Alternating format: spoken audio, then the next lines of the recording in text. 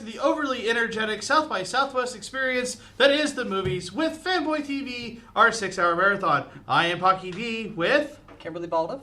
And right now we have And Punch the Clown, not to be confused with Punch the Clown, with Henry Phillips. And Gregori Viens.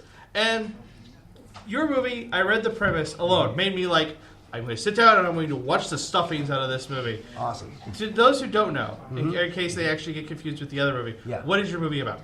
Okay, well, And Punching the Clown is a sequel. The original was Punching the Clown, where I get in a record label and I get completely screwed over and run out of town. And that is based on a true story, roughly, and my experiences.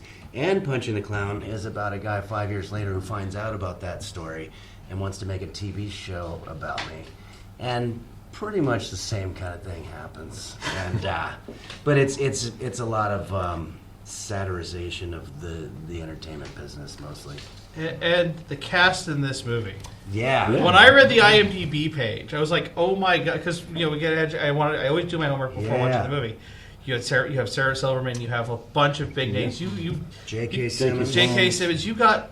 I mean, J.K. Simmons right now, top of the world. You've got a lot of these big names to really make fun of Hollywood and go, stop it, stop it. And it was really awesome to see. Thanks. Yeah, we've got Tig Notaro, Jim Jeffries, Mike Judge, Doug Stanhope, Nikki Glazer, Brendan Walsh, all these great comics and actors. And so this movie originally was called Still Punching the Clown.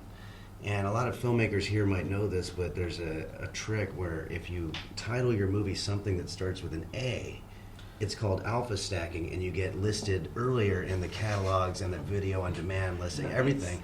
Yeah. So we called it And Punching the Clown, which is a stupid title, but it is alphabetically preferential, and we've been benefiting from that. I wanted to call it Punching the Clown with just 10 A's, but they wouldn't let us do that. It's remarkable to watch this, the experience unfold that I got to see where your character realizes at what point I'm being dicked with. Mm-hmm. Really hard. Yeah, absolutely. Yeah, I mean, I'm sort of the proverbial clown who keeps getting punched in the face over and over again, metaphorically speaking. No actual clowns were harmed during this. Yeah. A lot of times people hear it and they're like, is it a horror movie? Because clowns are associated with horror movies. Right. I cut you off. Oh, no, that's quite all right. Because you're thinking like Stephen King, Pennywise. Sure. Everybody wants to punch that clown. Yeah, absolutely do. Yeah. But I found one of the trailers. I wasn't sure which one I'd watched, but what I loved was when there was it was a radio show, and it was like, oh wait, there's this curse word coming up. Yeah. Oh, okay. There's this curse word coming up. Oh yeah, we don't have the tech. Let's just do this, and then the actual different. Results. I was rolling, just like sitting that, at my that, computer. That was the laughing. first film. It's one? a true, and it's a true story, and I'm sure that you guys working in TV have had that experience. Yeah. Oh yeah. Or try to avoid that experience. We do. We had a couple interviews ago. We had a young lady accidentally drop the S-bomb.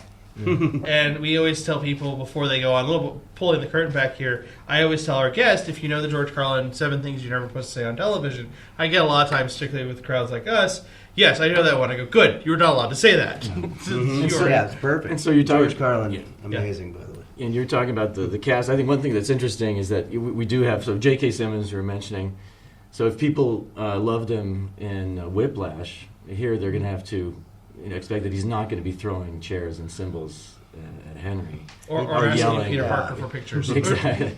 And also Sarah Silverman, she's very polite in this film, actually. And we, on the other hand, we have Tig Notaro and Stephanie Allen. One thing that's interesting is they're married, they're a couple in real life, and they play a couple in our film who are also trying to have a baby one way or another, which was what they were going through during the production of the film. So a little tidbit information. When I got to watch a little bit of this movie, I was having internet problems at the time because we just got through those who in Austin know that we've gone through a week of rain, and so some areas we have internet problems. Mine involved, I don't know what, I don't care. But one of the things I was kind of watching this going, I almost see this as a series though. Like I can see the life that you're portraying that you said was kind of autobiographical in Punch the Clown. Yeah. And in this one, I actually would really like to see this as a continuing series, in my opinion. I love that. Well, the way the the history goes is Greg and I met in college, and we were both political science majors. And eventually, he went on to film school, and I went on to become a stand-up comedian. And over that next 10 or 12 years, we remained friends, and I would tell him these stories, and he would just be like, "We've got to tell these stories. We've got to make the film of this." And that's where this came out of. So just a long-winded way of answering your question, but they go on forever. Like, we could do 7 years of a series if we wanted to. I mean, it doesn't seem like a day goes by that I don't have some awkward moment happen. I've had like 8 this morning and this afternoon. That was kind of awkward. That's the pilot alone. I mean, that's the pilot alone. Make it 9. We've had 2 since we started. No, you guys are doing fine. Trust me. Awesome. You haven't ripped off your shirt yet. Go, look, I look like Zangief. That's my closer. Yeah. Wait for it, guys. Spoilers. Spoilers. So that you guys got this. Been working on what is next for you after this? I mean, you have another project in the works? Well, as an actor, actor, I'm excited that I'm going to be in 2 episodes of the HBO series Silicon Valley for the next season. Ooh, nice. So I'm excited about that, and I also have 2 web series. One that you're not allowed to say on television, but one's called Henry's Kitchen, where you can see me cooking, and that's fun. Also, Greg and I work together on projects as well. Yeah, we have a screenplay that we're writing, which I won't go into too much detail, but it takes place in the 90s in the music scene and the grunge rock scene in LA, which was unhip in the 90s for grunge rock. And it's about a lot of bottom feeders and kind of... That sounds also really amusing. All of a sudden, Write what you know, and that's basically where Greg and I were in LA in the 90s. It was a very bleak time. What was it the night? I was in a bleak time. What was it with the 90s at our generation? It's like some kind of weird, Just the Matchbox down 20. from the 80s, yeah. Was it even good television at the time? I don't even know what Oh was going yeah, on there. no, television's gotten a lot better. It has. So, I mean, when you guys been making this film, did you guys at any point go, are we getting, is this a bit big for us? I mean, the talent you're going after, the script, the size of the scope of the movie itself is pretty massive. I think an interesting thing is that the fantastic actors that are in this film were only on the film because they liked the first one. And they liked Henry as a comedian, as a singer. Our selling tool was to say, hey, just watch the first one, and we're going to make another one, and what do you think? And that's how... So that with the script, people came on board who had been supporting us also with the first movie. So, Yeah, so... Does that answer your question? Actually, it does. A lot of because I can see that you guys were filming a lot of locations in Los Angeles. Yeah. That is not cheap. There is no cheapness about that. That's yeah. I could live off that. Sure. Oh yeah. To go to your point about did we feel like we were biting off more than we could chew, kind of thing? I see. I think there was a moment because we really are very proud of the first movie and the way it was received. And we definitely did not want to come up short, and especially, like you're saying, you bring in a guy who just won an Oscar, or Sarah Silverman and all that stuff. It's like, ugh.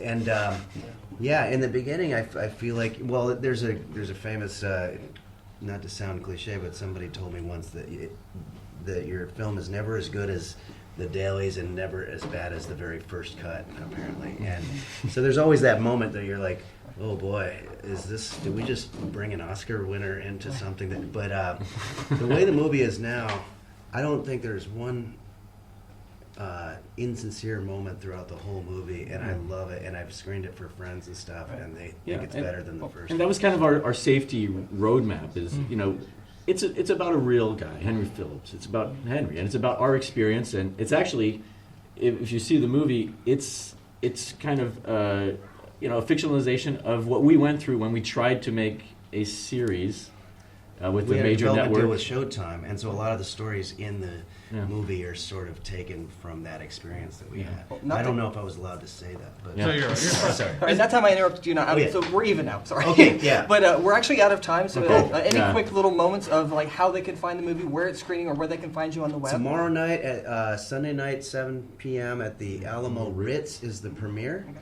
The world premiere, and there's another screening on the 16th. On the 16th, on 15th, 16th. the South by Southwest Website. catalog and website, and very excited about it, and I hope people come and see it. So. They should. You are hilariously funny, sir.